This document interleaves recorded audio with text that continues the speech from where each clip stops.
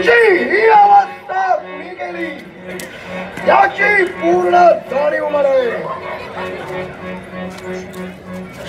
मला सांग, तू कोण, नाव काय तुझं? कालकूट दानव म्हणतात. मग इथे येण्याचं प्रयोजन काय?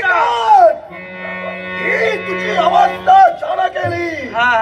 या अवस्थेतून मी तुला बाहेर काढू शकतो. तुला केलेला वैभव मी तुला पुनश्च मिळवून देऊ शकतो. आता काही नकोय, मला तुझ्या मदतीची गरज नाही ना. तुला गरज नसेल, पण तुझी गरज मला काय? तेव्हा फक्त एकदा काय ये म्हणतो.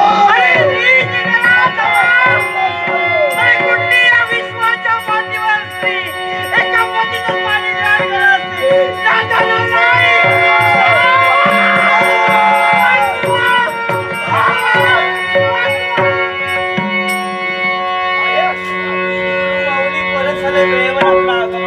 माऊलीचं रक्षण करण्यासाठी कवी नारायणाचा अवतार मच्छिंद्रनाथाची बाणीपर्यंत वळली.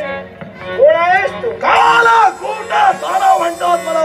म्हणजे ज्याचा शोधार्थ त्या मच्छिंद्रनाथाची बाणीपर्यंत वळली तो कालकूट दानव. मग हे कालकूट मला सांगे, या तुम्ही स्वतःचं संस्थान सोडून या भूलोकाच्या ठिकाणी अधर्म विचार काम याला कारण आहे. या मृत्यू लोकात मला माझं उद्दिष्ट गाठायचंय आणि म्हणूनच अशा प्रकारचं कृत्य माझ्याकडून घडतंय.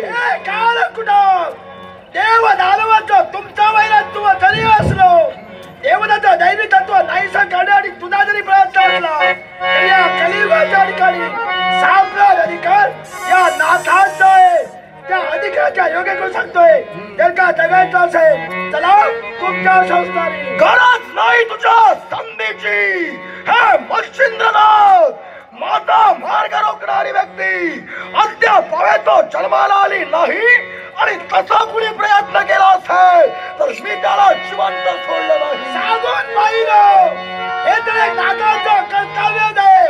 बोध करणं हे नाथाचं ब्रीद आहे. जर का सांगून तू जर का ऐकत असेल तर शेवटी माझाही नाही आहे. ज्याने अधर्म माजविला त्याला शासन करणं हे नाथांचं कर्तव्य आहे. वाटच प्रसंग निर्माण कर, पण माझ्या तत्वापासून मी तीळ मात्रही खेळणार नाही.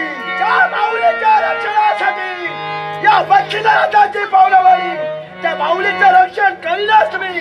त्याचबरोबर ज्या चिंतापुरावर तुझे वाईट नजर पडले त्या संपूर्ण जनतेचंही रक्षण करीन. त्यावेळी तो नाही.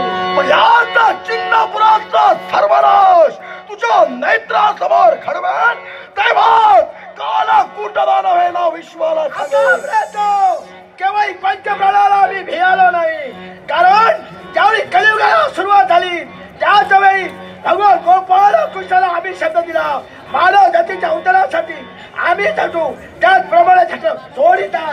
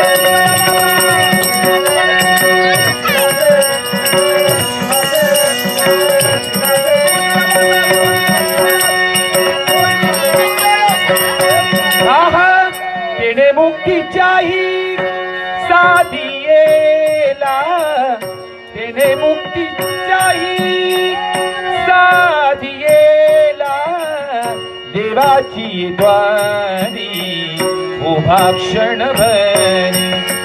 देवाची द्वारी उभा क्षणभरी. देवाची द्वारी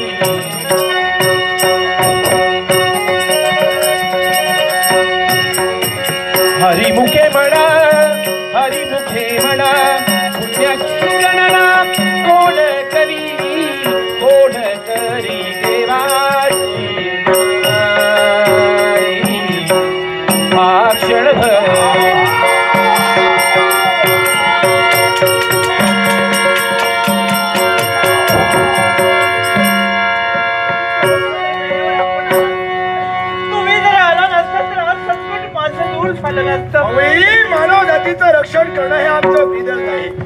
पण माऊली, या काळ कुटाला मी जाळूनही खाक केलं असतं, पण याला मी जाळून खाक केलं नाही, केवळ मारलंही याला कारण आहे.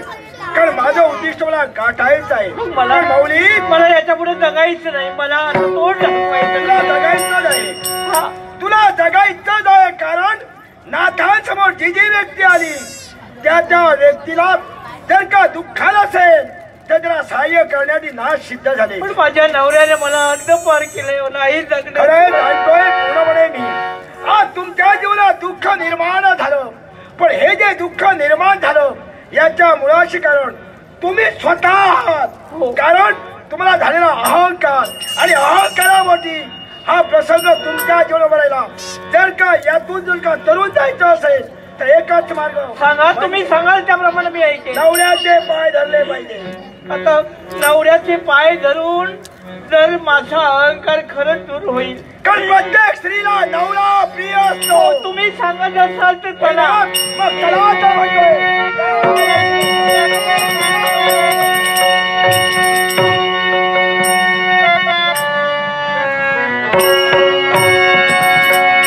हे काय करू मी